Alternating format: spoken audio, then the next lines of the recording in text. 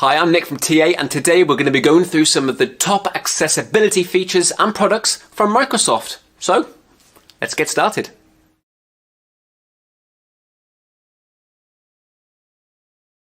Okay, first tip. Did you know that you can quickly and easily dictate in Microsoft Word? So here we are in Word, and I want to use the dictate tool like I've said. So on the Home tab, I'm going to go all the way to the right-hand side, and you can see the dictate option. So the minute I click that, what it will do, it will listen to what I'm saying, and the text will literally appear on my page. Now, there are a few other little settings that you could tweak to make this experience even more special. So let me just stop this for a moment, and as you can see, everything that I've been saying is now on my screen. So what I could also do is go to this settings options here, and I could enable auto punctuation. So any grammar like full stops, commas, exclamation marks, they should appear automatically while you're speaking. What you could also do is filter sensitive phrases. So if this might be an assignment for a student and you're worried that they might slip a few curse words in perhaps, you could use this filter sensitive phrases just so it masks any profanities. Also, if your first language isn't English, you might be French, German, Italian, you could change the spoken language and it will do the exact same thing, but it will appear in that given language.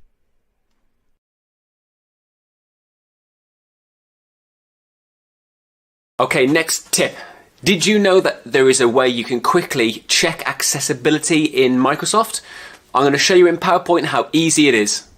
Okay, so here I am in PowerPoint, and I'm going to use the accessibility checker to highlight any accessibility issues and get an explanation as to why each might be a potential problem for someone with a disability. And it will also offer suggestions how to resolve them. So let me show you what they can do. At the bottom of my screen here, you can see I have this little recommendation here, so it's telling me to investigate. So let's click on this and see what happens. So what it has done, it has brought up some inspection results all about accessibility. So I've got things like missing alternative text. Now, where this is useful, it allows screen readers to speak the alternative text and describe the images and any other non-image content. So this is telling me that there is some information missing. So what I can do, I can find the slide that it is referring to, and it is on this page here, and I can right click it. Now, what you can find here is the Edit Alt Text option. So if I select that, here is where I can enter an explanation of what my image is. Now, I previously named this Minecraft Robot, but what you could also do is click Generate a Response. And what that will do, that will bring you up a suggestion of what the image could be. Now, it's not always perfect, and as you can see, it's been generated with low confidence, but you can do what you like with that. You can delete it and add your own.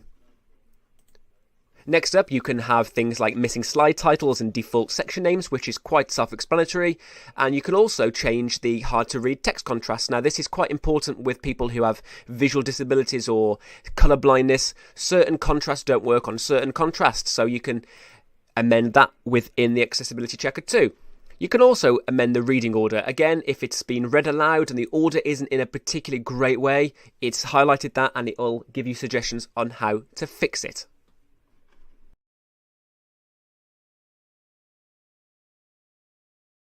Okay, for the next few tips now, I'm going to be talking about Immersive Reader. Now, this Immersive Reader tip is all about text preferences. So here we are, back in Word for the web, and again, View tab, we're going to click on Immersive Reader. Now, we're going to look today at text preferences. So the first option on the right-hand side is your text preferences. Now, this is really important for people who may struggle visually to see words or understand them. So you can do things like change the text size, so you can make it nice and big and small. You could also, if you wanted to, increase the spacing between each sentence. You can turn it off and on, and you can also adjust the font. Now, this is where I believe Comic Sans has a place in society. So as you can see, what it has done there, it has replicated handwriting, and this font, Comic Sans, makes it really easy to understand typed text, just like that. It just makes it much easier and clearer to see. So Comic Sans, don't give it such a bad name. What you could also do, you could change the theme. So certain colours work better on other colours. So you could change the background for yellow, you could change it black. This is a real good visual aid for those with dyslexia or visual stress and you really struggle to concentrate with colours and things like that.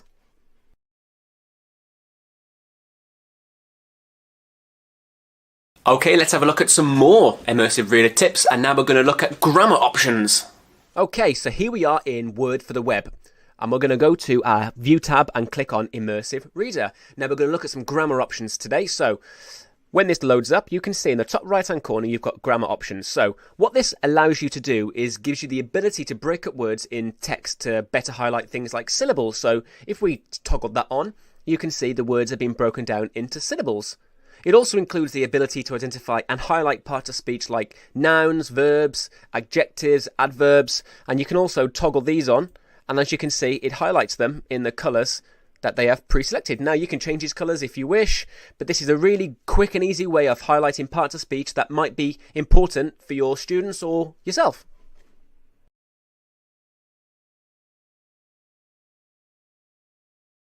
Okay, next up, let's have a look at our reading preferences in Immersive Reader.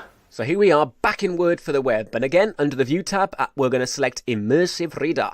Now, we're going to look at reading preferences now. So on the right-hand side, we're going to go all the way to this icon here and select reading preferences. Now, here's some great options. First up, we have line focus. Now, this is really useful for those who want to minimize any distractions and focus on a particular line of text at a time. And as you can see, as you're reading, you can scroll down line by line. Next up, you have Picture Dictionary. Now, this is particularly useful for those who need a visual clue to understand a word. So if we highlight the word video, click it, you can see there is an image of a video. Next up, we also have this amazing translate tool. So if your first given language may not be English, or you find it particularly difficult to understand the primary language of the text displayed, you can change it. So let's drop this down. You've got a ton of languages to choose from. Let's go for Arabic Egyptian. Let it do its thing. Oh, I need to click on by document, because you could do it by word or document. And there we go. Your document has been translated for you.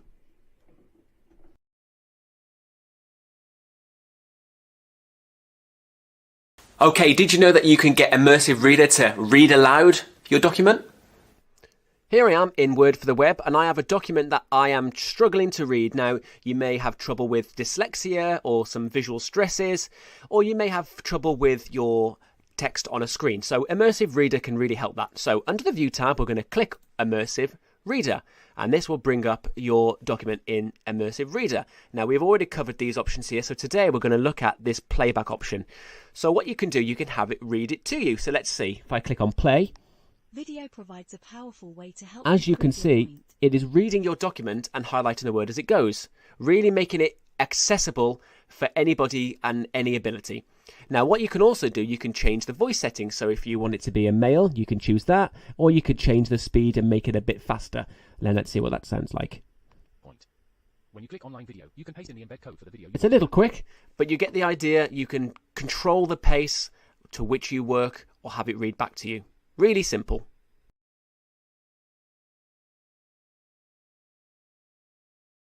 Here is a great reason why you should be using Microsoft Edge. It has Immersive Reader built in.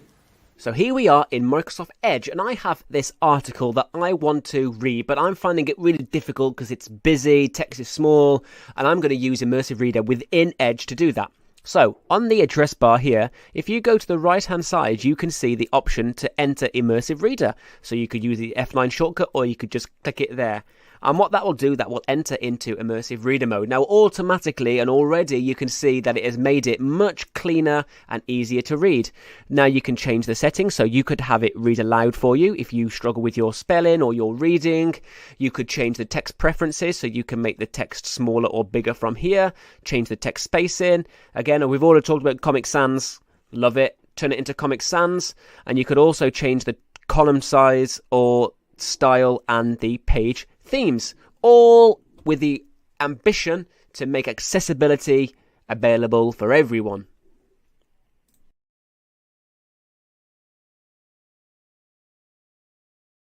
Here's how you can turn on the captions or subtitles in PowerPoint.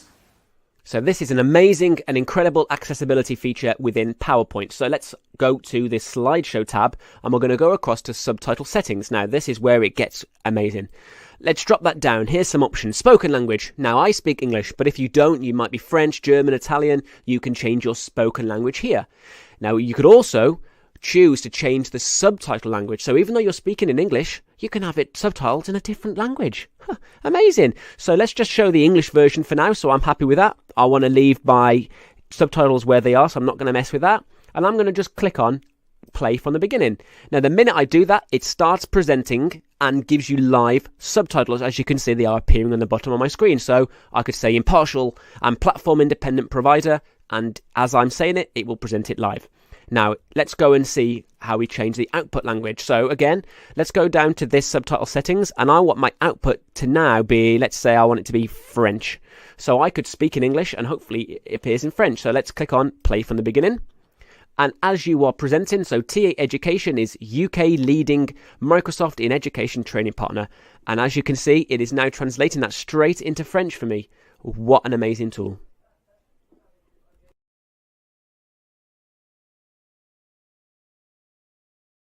Did you know you can have PowerPoint live in a Teams presentation? But not only that, you can turn on live captions.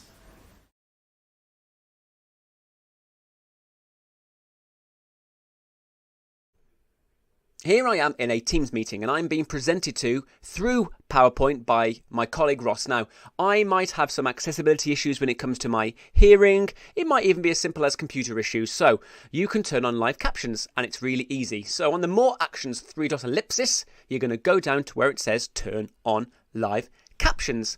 Pretty self-explanatory. You have now entered into the realm of live captions. It might take a second or two to kick in, but when it does, you will now have your presentation being dictated to you. Absolutely amazing. There are some other little bits we can tweak. Click on the 3 dots for more actions. Now what you can do, you can view the slides in high contrast. So if you have some issues with your color perception or anything like that, you can turn that. You could also change the language of the slides. So I've gone for Spanish. Now I have this in Spanish. If you're not using the Seeing AI app, then you're really missing out. Let me show you the power of it. So the first feature is short text. Now this allows you to speak the text as soon as it appears in front of the camera. So you can walk around with the app and it will scan the words and speak them in front of you. Next up, you've got documents. So you can capture a printed page and it will recognize it as text as long as the original formatting. Then what you could do, you could choose to scan a barcode of a product and then it will give you the identity of that product. Then you can also use the app to scan a currency and it will tell you what currency it is and how much. And then you've got person, which recognizes friends and describes them and their emotions and their faces.